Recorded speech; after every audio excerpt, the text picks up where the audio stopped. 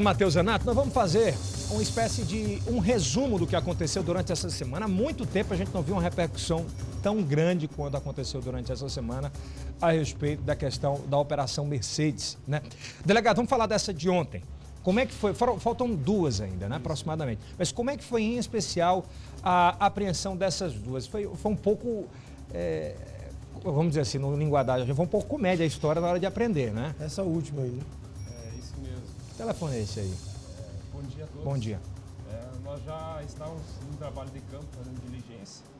Conseguimos identificar a pessoa que estava na posse dela. Eu fiz uma ligação, entrei em contato com essa pessoa, mas ela... que é um empresário do ramo da alimentação. Porque quando a gente fala em alimentação, tem muita gente boa, né? Fica jogando no mesmo saco, vamos dizer assim. Ele é empresário da onde? Na alimentação de onde? Ele tem uma loja no Teresina Shop. Liguei para ele, entrei em contato, para ele entregar essa Mercedes espontaneamente, mas ele alegou que não tinha Mercedes nenhuma, que não tinha comprado Mercedes e que estava na posse de um veículo Gol. Um Gol. Isso mesmo. Pedi para ele ir até a delegacia, ele falou que não ia ir, só mediante intimação. Então tive que me deslocar até a casa dele e cumprir o mandado de sequestro da referida Mercedes. Ai, que a Mercedes estava lá na garagem. Inicialmente não estava, mas depois ele chegou com essa Mercedes lá na... E tiraram as placas por quê, André? Foi o senhor que tirou a placa, não? Não, essa Mercedes foi tirada a placa por esse empresário justamente para dificultar a ação policial. E o que é que ele disse na hora, depois dessa história? De dizer que tinha um Gol? Gol? Que não tinha. Ele foi conduzido para a delegacia. Chegou a ser preso, não? Não, apenas foi conduzido, foi interrogado, disse que tinha pago R$40 mil nessa De novo, Mercedes. 40 mil. Pagou 40 mil na Mercedes. Quem manda nada, né? O cara vendeu uma Mercedes 680. 40 mil. Tinha pagado 40 preço, mil né? essa Mercedes e queria assumir o financiamento. Mas não tinha contrato de compra e venda. Mas não apresentou nenhum... E ele pagou algum parcela desse financiamento? Ele não apresentou nenhum boleto bancário do pagamento do financiamento, não apresentou nenhum contrato de compra e venda da formalização da aquisição desse veículo e, na verdade, o veículo saiu por R$40 mil. 40. Então, esse que provavelmente tem agido de má fé, ainda claro que tem tempo para defesa, mas tudo caracteriza será indiciado por receptação. Justamente, até pelo fato... Dolosa, né? Justamente, até pelo fato dele não ter nenhum contrato formalizando a compra dessa Mercedes, está sem placa, o que já caracteriza a má fé dele também. Ó, a gente tem que deixar claro que muita gente vai dizer, mas tem muito empresário no ramo de alimentação lá no Teresina Shop. É alguém que mexe com picanha, vamos dizer logo assim, para separar o joio do trigo, não é verdade? Para ninguém, porque tem muita gente boa que trabalha do ramo da e paga... alimentação a hora que o cara também pode ter uma Mercedes sem direito. Pois é, a gente tem que separar os bons, né? Que mexe com na negócio de picanha lá no Teresina. Pelo menos... E ele foi sarcástico em algum momento com a polícia? Pelo menos no telefone, primeiramente foi, né? Isso mesmo. Tentamos resolver numa boa, Uma né? boa. Fazer a apreensão sem... Já que o senhor falou numa boa, como é que o senhor enxerga o trabalho que você fez de 30 dias? Mais de 1.000 e quase 1.700 páginas de inquérito, toda uma equipe. A informação que se tem é que esse Kaká, quando foi preso, quando saiu, colocou uma nota no WhatsApp tirando sarro da polícia, que a polícia tinha apreendido a BMW dele porque estava sem placa. Fato é que aquela BMW, nós já temos provas nos autos que ela foi adquirida com documento falso, com documento do Roberto. Ele não vai mais conseguir aquela BMW, ter a posse daquela BMW, vai voltar para o banco BMW. E todas as provas estão formalizadas nos autos. Você ia fazer uma festa amanhã para dizer que estava muito bem. Justamente, mas todas as provas estão formalizadas nos autos e no final do inquérito policial eu irei indiciá-lo pelo crime de estelionato, falsidade ideológica e associação criminosa. Olha, só pedir o pessoal aí atrás fazer um silênciozinho aí. Só deixar muito claro, essa informação que nós vamos dar aqui com absoluta exclusividade. Cadê a foto do Roberto? Que está foragido, que está com um X na testa e tem a arma do NI, do Núcleo de Inteligência, apontada para ele. Quando o Alessandro vai atrás, é difícil não pegar. Coloca, por favor, a foto do Roberto. Coloca a foto, por favor, que foi o mentor, um dos mentores de toda essa história. Denis, eu tô falando aqui, faz a hora o Denis não coloca. Isso. Olha, esse Roberto, que todo mundo sabe quem é, que é o bombadão aí que tem a tatuagem, esse cara já tinha sido preso por furto qualificado. Acreditem se quiser. Ele foi preso aonde, delegado?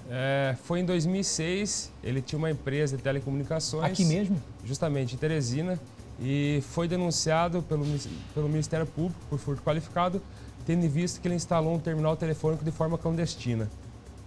Aquele, o orelhão. Isso mesmo, linhas telefônicas. Ele tinha uma empresa de telecomunicação, instalou um terminal telefônico, uma linha telefônica de forma clandestina. Chegou a ser preso. Eu não sei se ele chegou a ser preso, mas ele está denunciado pelo Ministério Público. Está denunciado por furto qualificado. Isso mesmo.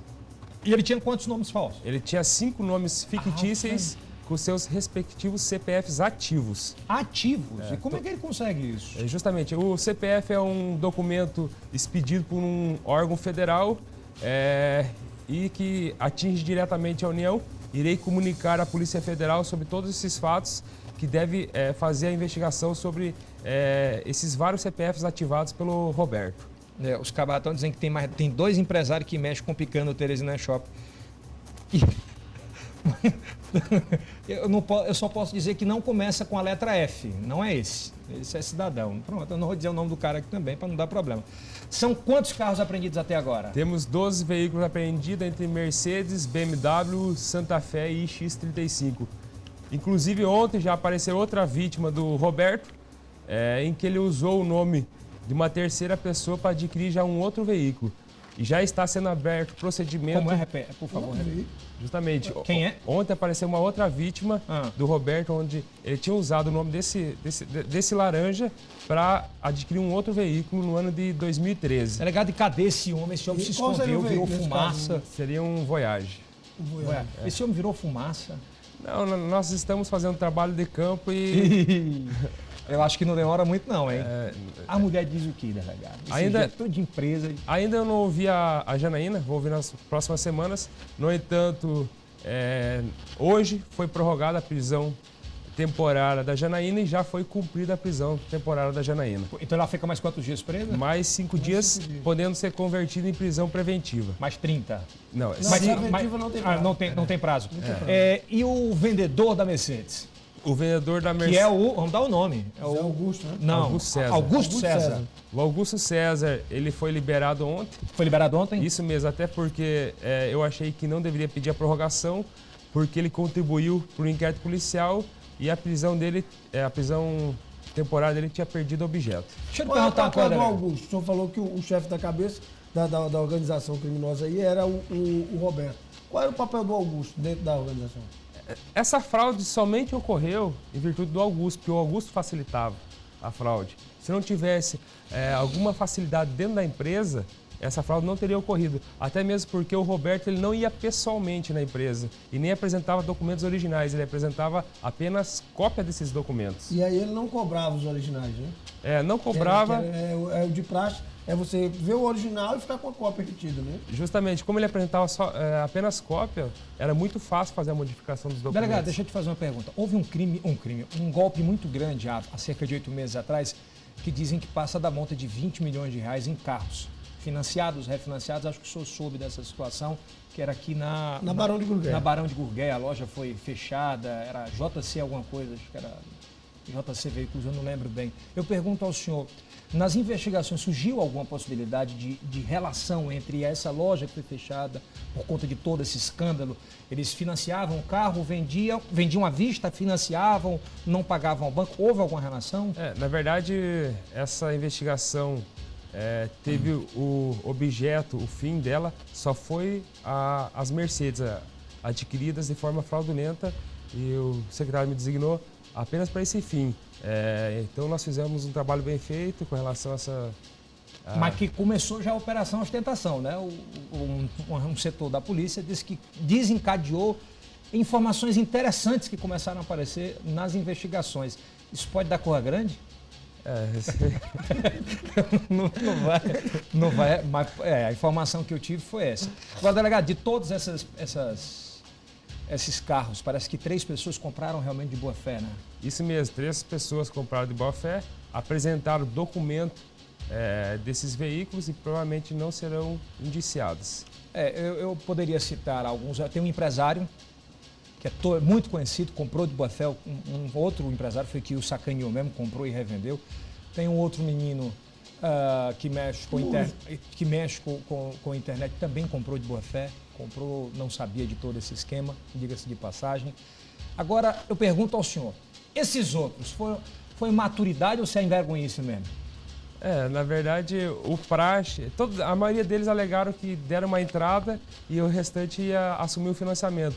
Mas o praxe, se tu vai assumir um financiamento, você tem que informar ao banco Mercedes e transferir esse financiamento para o teu nome. Mas nenhum deles fez essa transferência, informou e nenhum deles apresentou também os boletos bancários. Você sabe que tem muita gente dizendo que os delegados vão ficar com as Mercedes. Não é isso, né? Vai ser devolvido para o Banco Mercedes. Justamente, já tem um advogado de Curitiba, do Banco Mercedes. Você ouviu isso, não viu? Que ia ficar para a secretaria, porque a secretaria tem tomado muita posse de... Mas isso é nos casos de entorpecente. Mas é bom esclarecer para o telespectador, né? Porque na verdade a lei de entorpecente possibilita, quando é caso de entorpecente, ser autorizada para a polícia usar para o Poder Judiciário. No entanto, nesse caso, já existe um advogado do Banco Mercedes que veio de Curitiba só para tratar sobre o assunto. Esses carros são de propriedade do Banco Mercedes e eles já estão sendo transferidos do pátio da Secretaria para um outro pátio indicado pelo próprio Banco Mercedes. Tinha alguém do Banco Mercedes envolvido nessa história? Não, não conseguimos chegar a ninguém do Banco Mercedes, até porque a aprovação desses cadastros eram feitos no Rio de Janeiro. No Rio de Janeiro. De forma virtual, né? Justamente. A alegação de dizer, não, eu estou pagando, eu dei os 40 mil, mas estava pagando. Desses, quantos estavam pagando os boletos? Pagando, efetivamente? Nenhum? Quase nenhum deles. Aí, rapaz, eu escutei tanta história de gente se explicando em mesa de bar e dizia assim, João Carvalho, não, fui vítima. Eu fui vítima do Roberto. Eu dei 20 mil reais de entrada, né? Veio esse caso que repercutiu muito, né? Repercutiu demais. Um desses que tomou conta das redes sociais na última quinta-feira, que foi de um cantor de forró. Como é que ficou essa situação de verdade? Muito se escuta, muito se fala? Ele apresentou... É um menino até muito talentoso, né? Ele apresentou um extrato bancário do depósito que ele fez, mas os boletos bancários ele até agora não fez a apresentação. O depósito de quanto? Porque parece que ele deu uma declaração dizendo que tinha depositado 50 mil, depois 40 mil. Eu não me lembro ao certo, porque foi tantas pessoas que deram entrada, mas se não me engano foi entre 40 e 50 mil. Que ele deu de entrada, Isso né? mesmo. Que ele deu de entrada. Tá certo. Como é que o senhor se sente depois desse trabalho realizado que deu uma proporção absurda, né? A polícia em si. Eu acho que esse trabalho, em pouco tempo nós conseguimos já fechar o caso com apenas 35 dias. Só tende a engrandecer a nossa instituição, Polícia Civil, e é importante frisar que esse trabalho deu certo em virtude da colaboração dos investigadores e escrivães da Delegacia de Entorpecente, do Núcleo de Inteligência, dos assessores e juízes da Central de Inquérito, assessores... O doutor Moura está lá ainda, hein? Ele é o coordenador. Né? O Ministério Público e o Judiciário foram importantíssimos, né? Foram imprescindíveis. Com despachos, decisões rápidas, sem eles nós não teríamos fechado esse caso em tão pouco tempo. É impressionante. Quem é o promotor que está atuando lá? É o doutor Eloy. O Eloy Júnior. Bom, e esses outros dois carros, já estão na busca? Estamos uma branca? São duas brancas. São duas brancas. Eita, nós. Tá em Teresina, doutor? Nós estamos em diligências. Eu acho que a próxima semana... Eu até vou dizer uma coisa aqui pro delegado. A gente sugeria aí a pessoa... Esses veículos vão ser localizados mais cedo ou mais tarde. E no caso em que a pessoa dificulta a apreensão, ela facilita a sua iniciação com receptação dolosa, né, delegado? Justamente. Se a pessoa quiser entregar espontaneamente... Já ajuda muito. Ajuda muito, que demonstra também um pouco de boa fé dessa pessoa. Delegado, como é que tem sido sua vida de segunda-feira para cá, delegado? Tem muito trabalho, porque o caso teve muita repercussão. Muita, inclusive repercussão nacional, né? Diga-se de passagem. Justamente, mas esse trabalho é gratificante porque foi fechado de forma muito rápida mesmo, 35 dias, o inquérito já com 1.600, 1.700 páginas, já com 4 volumes, e semana que vem devo relatar já e fechar o caso. Delegado, se o senhor fez isso, caso da Mercedes, na hora que o senhor partir para lanche jet ski aqui em Teresina, eu tenho a pena, viu? eu tenho dó do que vai acontecer, delegado. Delegado, muito obrigado pela participação, acho que isso prova que a Polícia Civil não tem divisões. A Polícia Civil é uma única instituição. Acredito eu que ninguém seja melhor do que ninguém. Do agente ao escrivão, ao delegado, né, ao secretário, todos imbuídos em um único objetivo, que é acabar com a criminalidade nesse estado. Quando a gente vê um delegado jovem, de fora, que vem para o nosso estado contribui muito mais do que gente que está aqui que só faz atrapalhar. A gente tem que bater palma, tem que elogiar mesmo, que é desse tipo de espelho, João Carvalho, que a Polícia Civil precisa. Exatamente. Eu acho que o delegado Zenato já trabalhou, já atuou em homicídios, né? Tá lotado na entorpecente. Justamente. Né? Diga de passagem, é um trabalho ali que o Menando tá lá. É um trabalho ali de noturno. Não tem descanso, pessoal do entorpecente. É uma equipe pequena que teve um reforço, mas que tem um esforço maior. Já até um dia, já até aqui, não é um pedido do Zenato, eu já toquei nisso aqui, a gente vem reivindicando o aumento das gratificações do pessoal que fica em campana, que fica em missões especiais. Verdade. É justo que a pessoa que trabalhe mais, ganhe mais, né? Para encerrar, delegado, o senhor pediu a quebra bancária do Roberto? Sigilo bancário. Se eu vou manter sob sigilo. Tá em sigilo. Porque disse que o esquema lá era o seguinte, era 30 para um e 5 para não sei quem, 5 para não sei quem. Aí ficava lá. Mas o senhor já deve ter em mãos tudo isso, não é verdade? E ele deve estar passando cartão de débito por aí ainda. Obrigado, delegado, pela presença mais uma vez. Aí